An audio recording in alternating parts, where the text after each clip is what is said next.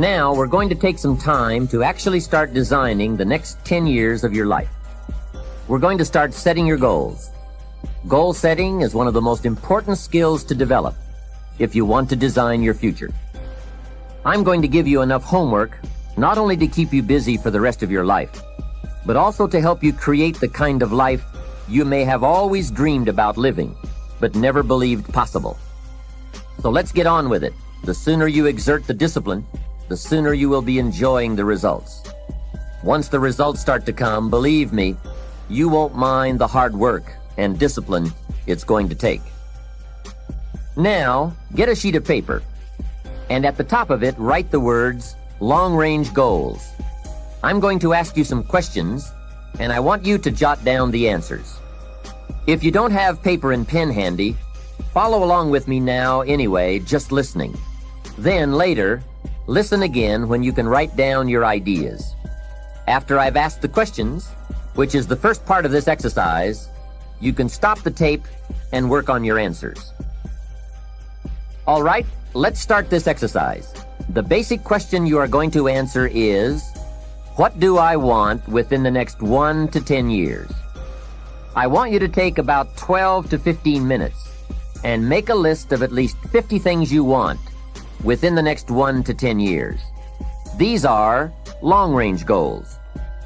To help you get started with your list, consider these questions. What do I want to do? What do I want to see? What do I want to be? What do I want to have? Where do I want to go? And what would I like to share? Now, with these thought starter questions in mind, answer the basic question. What do I want within the next 1 to 10 years? See how many things you can write down.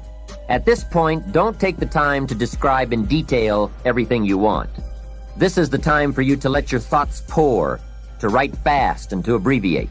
For example, if you just write down 380, you'll know what that means. You don't have to describe the color and the interior of the car. You'll do that later in this exercise. I want you now just to abbreviate and write fast. Make the list as long as you possibly can. Try to write down at least 50 items, 50 things you want within the next 1 to 10 years. These are long-range goals. Spend about 12 to 15 minutes on this. After you've completed your list, you're ready for the next part of the exercise. Go through your list, and next to the things you think you can accomplish or acquire a year from now, write a number 1. Next to the things you think it will take 3 years to realize, write a 3. Next to the things it will take 5 years to accomplish, write a 5. And next to the things it will take 10 years to accomplish, write a 10. Go through this list now to the best of your ability and say, that looks like it will take me about a year, or 3 years, or 5 years, or 10 years. Some big goals might be out there 10 years from now. Once you complete this part of the exercise, you might come to the conclusion that you need a lot more 3-year goals and less 1-year goals, for example, or that you need more 10-year goals. You see, while you're working on one goal, you must have something else in the planning stages. If you don't, what happened to some of the early Apollo astronauts could happen to you. After they came back from the moon, some of those astronauts experienced deep psychological and emotional problems. And the reason for that?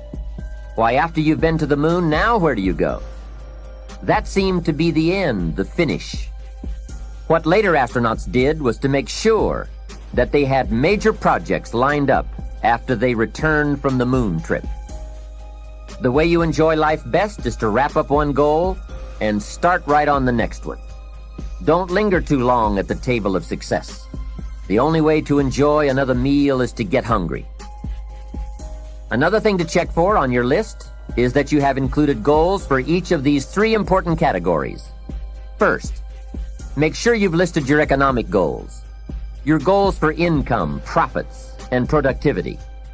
Second, make certain your list includes material items you want, tangibles, such as a home, a car, a boat, furniture, or jewelry. Don't attach the wrong importance to things, but they are important. Third, you'll want to include on your list goals for personal development. Write down all your personal development goals. Your goals to be more physically fit, to lose weight, to be more decisive, to be a more effective leader, to be a better communicator, to learn another language. Of course, there are other types of goals to consider: family goals, social goals, lifestyle goals. This is pretty heavy homework, but remember, whether or not you do your homework shows up in the marketplace as well as in the classroom. After you have determined which of your goals are 1 year, 3 year, 5 year, and 10 year, and after you've made certain your list includes economic goals, things, and personal development goals, I want you to go back to this list again. Now pick out the 4 most important 1-year goals, the 4 most important 3-year goals, the 4 most important 5-year goals, and the 4 most important 10-year goals. Those 16 goals will give you plenty of work for now. Get out some more paper, and in a brief paragraph, describe each goal. How high, how long, how much, what size, what model, what color, for example. Also describe why it is important to you. This is a process where you either talk yourself into it or talk yourself out of it, which is good. When you're unclear as to why something is important, usually you put only half-hearted effort into it. What you want is a powerful motivator, but the reason why you want it is an even more powerful motivator. It has greater pull. You may find that some of your goals you thought at first glance were important are not important after all. Do some reflecting, refining, and revising.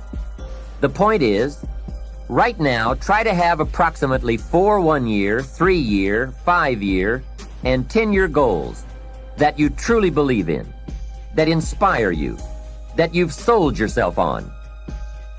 When these goals and the reasons you want to obtain them are each clearly described in a brief paragraph, transfer this information to a journal or some type of notebook that you can carry with you easily and refer to often. It's essential to set aside some time every week to review all of your goals, to rearrange them, redo them, restructure them, to add goals, or to tear up the whole list and start over. Goal setting is not something you do just once. It's a continual process. Also, you must constantly check your progress toward your goals. You don't want to fall too far behind on, or worse, lose sight of, your important goals. Now, just as important as your long-range goals are your short-range goals. Your goals for tomorrow, next week, next month, 6 months from now. These are goals you can accomplish within the next year, the immediate future. We call these goals confidence builders. When you work hard, burn the midnight oil, and accomplish these little things, it builds your confidence to go for your long-range goals. Write down in your notebook or journal all the little things you would like to have or accomplish in the next year. How you set up this list is up to you. You might want to break it down by week or by month. Set it up in whatever way works well for you. Part of the fun of having a list is being able to check off something as obtained or completed. Every week, try to check off at least one thing on your list of short-term goals. And when you are able to check off something major, something on your list of long-range goals, celebrate. Make winning joyful. Congratulate yourself.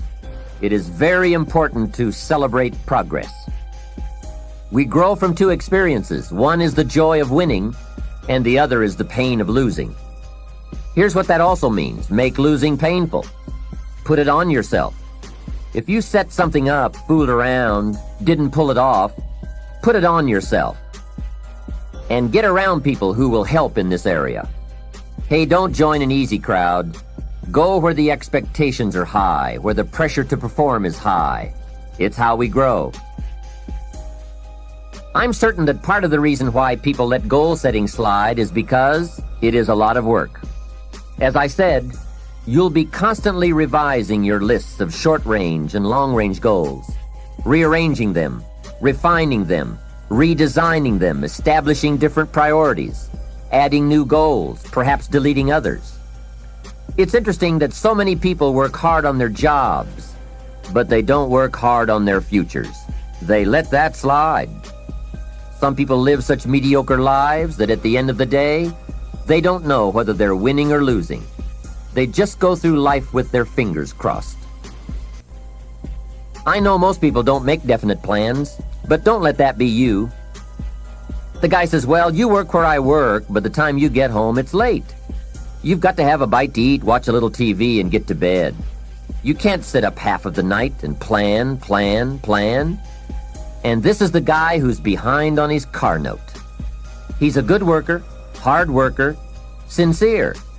But I've discovered that you can be sincere and work hard all your life and wind up broke and embarrassed. You've got to be better than a good worker. You've got to be a good planner, a good goal setter. You've heard the old saying, the people who fail to plan are planning to fail. It's true. So work on your plans. Put yourself in the top few percent who put this power to work for themselves. Writing your goals down also shows you are serious. And to do better, you must get serious. You don't have to be grim, but you do have to be serious. Hey, everybody hopes things will get better, but remember, the future does not get better by hope. It gets better by plan.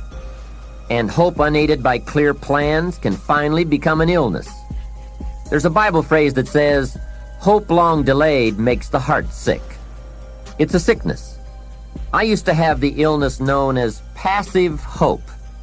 It's bad. And there's one that is even worse, and that is called happy hope. That is really bad. The man is 50, and he's broke, and he's still smiling. That's bad. So get serious. Make plans. Put them on paper. My suggestion from experience.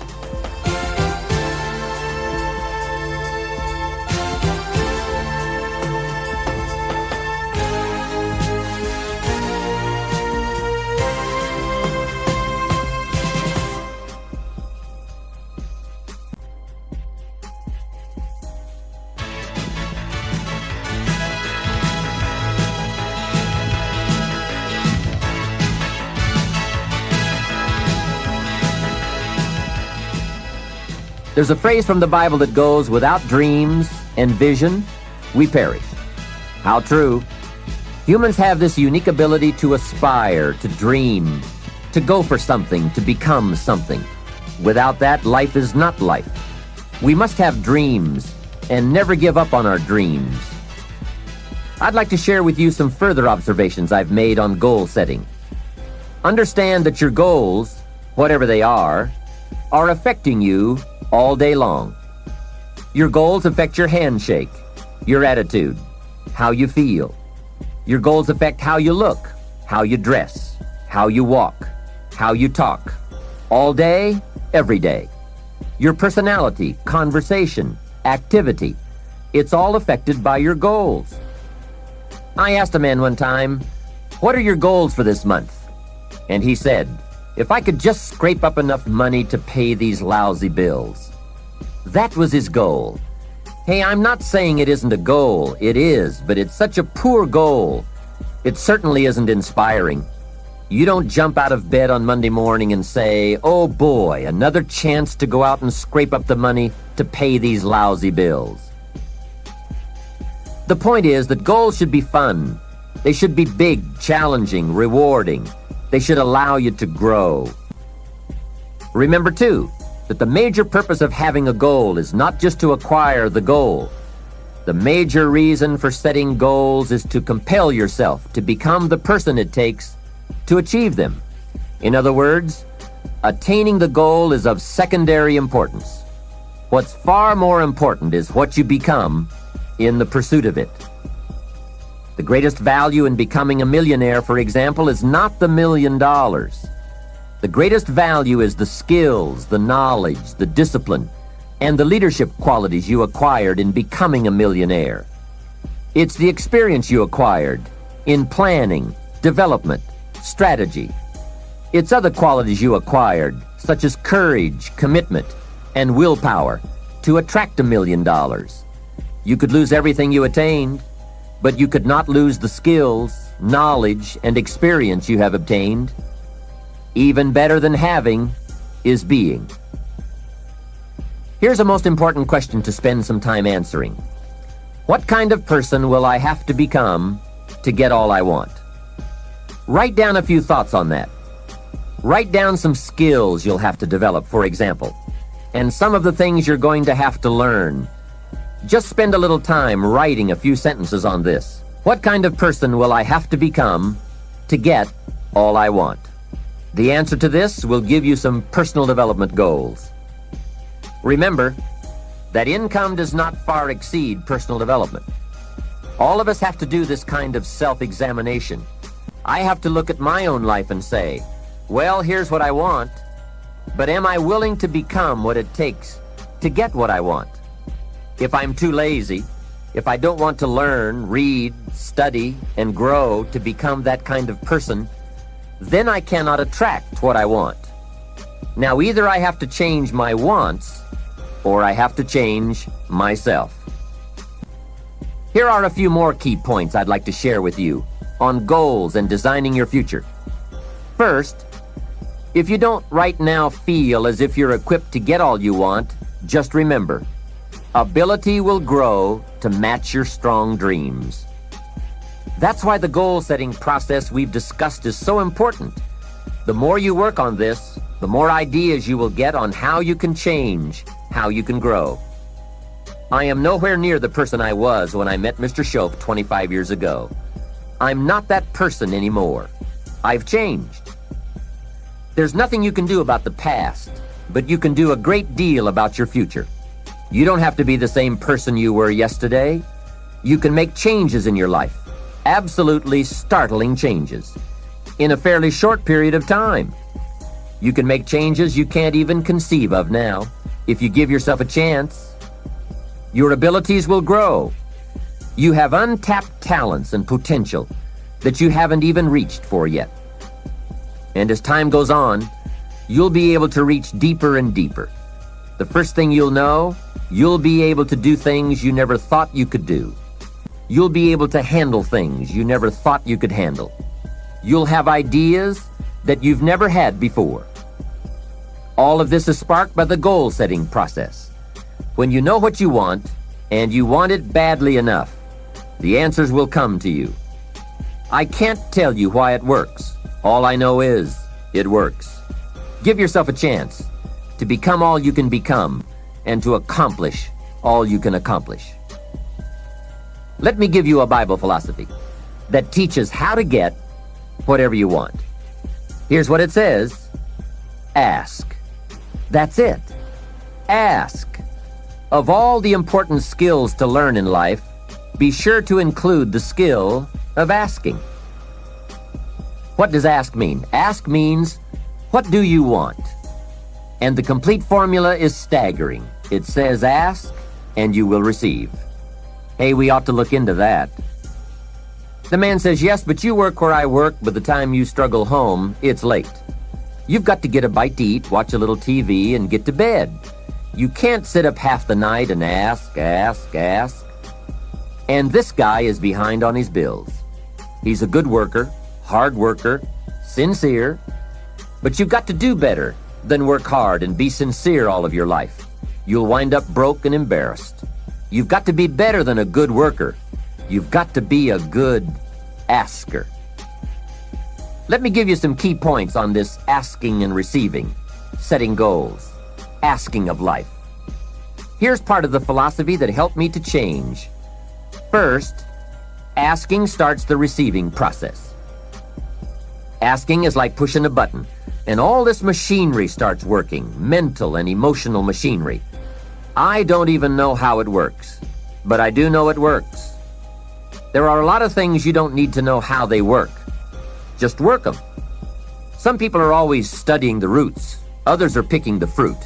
It all depends on what end of it you want in on. So asking is the beginning of receiving. Second, receiving is not the problem. You don't have to work on receiving. It's automatic. So if receiving is not the problem, what is the problem? It's failing to ask. The man says, I see it now. I got up every day this year and hit it hard, but nowhere in my house is there a list of what I want from my life. Can you see? Good worker, poor asker. Third, receiving is like the ocean. There's plenty, especially in this country. It's like an ocean here. Here, success is not in short supply.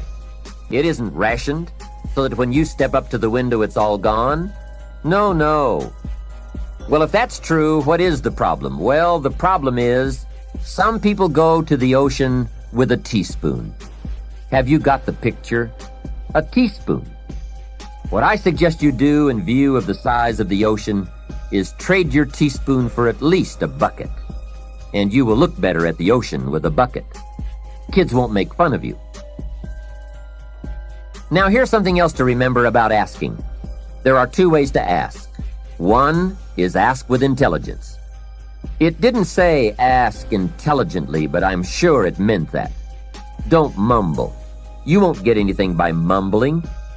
Be clear, be specific. Intelligent asking means how high, how long, how much, when, what size, what model, what color. Describe what you want. Define it. Remember, well-defined goals are like magnets. The better you define them, the stronger they pull. And give your goals purpose. Answer both questions. What do I want? That's the object. And the second question, what for? That's purpose. Purpose is stronger than object. What you want is powerful and it will pull, but what you want it for is more powerful. Here's the second way to ask. Ask with faith. Faith is the childish part. It means believe you can get what you want like a child, not an adult. Many adults are too skeptical. They've lost that wonderful childlike faith and trust. Don't let that happen to you. Believe in, have faith in yourself and your goals. And get excited like a child. Childlike enthusiasm. Nothing can beat it. Kids think they can do anything. How exciting. They hate to go to bed at night and can't wait to get up in the morning. Develop that kind of enthusiasm toward your life and your goals. And be curious like a child. Kids can ask 1,000 questions. Just when you think they're finished, they come up with 1,000 more. They'll drive you to the brink. But it's really a virtue. Have plenty of curiosity. Ask questions. That's how you learn. Another fringe benefit of setting goals is what it does for your ability to manage your time effectively. This is no small thing. We'll look at time management in detail in a later session, but now, while we're talking about goals, I'd like to share a few ways your use of time are affected by or influence the achievement of your goals. Have you ever thought that without some very clear written goals, you never even need to consider managing your time? Time essentials come from objectives well defined. Time can't be critical if objectives aren't defined. Now you might be one of those uniquely fortunate individuals who can keep all their objectives and purposes clearly defined in their mind and operate from that. But I wouldn't take the chance. Write your goals down and set careful priorities. Sometimes priorities are determined by the season. For a farmer in springtime, the season dictates his most important activities. During the spring, a farmer must work around the clock, burn the midnight oil, and keep the equipment running because he has only this small window of time for the planting of his crops. One of the difficulties of living in an industrialized society is the losing of the sense of seasons. When to pour it on, when to ease back, when to take advantage. It's easy to keep going from 9 to 5, year in and year out, and lose a natural sense of priorities and appropriate time. Don't let one year just blend into the next. Keep an eye on your own seasons, lest you lose track of values and substance. Part of setting priorities is learning to separate major activities from minor activities. This is a whole skill in itself, but once you have learned it, it will pay dividends you won't believe. So learn to put everything on your mental scales to be carefully weighed before you spend time or money. And here's a good question to constantly ask. Is this a major or a minor? By asking that question, you will reduce the amazingly natural tendency to spend major time on minor things. In sales training, we are taught that major time is the time spent in the presence of the prospect, while minor time is the time spent on the way to the prospect. If you're not careful, you will spend more time on the way to than in the presence of. So in sales, we teach, don't go across town till you've gone across the street. Wouldn't it be wise to make an evaluation if you're in sales and ask, how much time am I spending in the presence of, and how much time on the way to? Majors and minors. What a great discipline to exercise. It also reads, don't spend minor time on major things. It's easy to get values mixed up. The man spends 3 hours watching television and only 30 minutes playing with his kids. Something is probably out of line there, right? It also reads, don't spend major money on minor things. If you spend more on candy than on audio cassettes like this, or books, that would be foolish, right? Here is a great goal-achieving tip. Don't mistake movement for achievement. It's possible to be busy all day, come home exhausted, and only then realize that very little of your day consisted of productive activities in the pursuit of your goals. Don't get faked out by being busy. The man says, I've been going hard all day. I've really put in the hours and the effort. But here's the major question. Doing what? It isn't going hard all day that counts. It's the doing what, the value that counts. Another essential is concentration. This is one of those difficult things, especially in a society where there are so many voices asking for our attention. The television voices, the radio voices, your family voices, the friends' voices, social voices, business voices, advertising, commercials. Isn't it amazing? You can turn off the television and the commercials keep running. How do you turn them off in your mind? That is the challenge to be mastered. The best use of time comes from putting plenty of value in it, and concentration means you take that challenge seriously. It's called careful investment for maximum results. Concentration. The big sports stars will tell you the cost of not concentrating. Just a little slip of concentration, and they put one by your feet. And there goes first place, and maybe the big money. So writing a letter, concentrate. Making a call, having a conversation. Trying to solve a problem, concentrate. You won't believe the effect this will have on your life. Now, there is a time to let your mind wander, but it's a time you designate specifically for that purpose. At that appointed time, you can go off for that walk on the beach, or that drive to the mountains, away from business. Let the breezes blow and your mind soar. Do some dreaming. That's healthy. But do it at that pre-planned time. At all other tasks, concentrate. Another aspect of managing goals and time is constant review. There's just no way to keep on target with your priorities without this. Whether it's business goals, personal goals, family goals, or investment goals, they must all be reviewed to see if you are on track, which is all the more reason for writing them down. Careful goal setting could be the time management answer you've been looking for. Goals well defined and well described and well thought out make us look carefully at the time we have and how to get the most from it to make all of our dreams come true.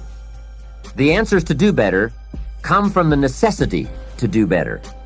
You will undoubtedly be amazed at the ideas you can come up with for the use of your time when goals and purpose have you stimulated to the maximum.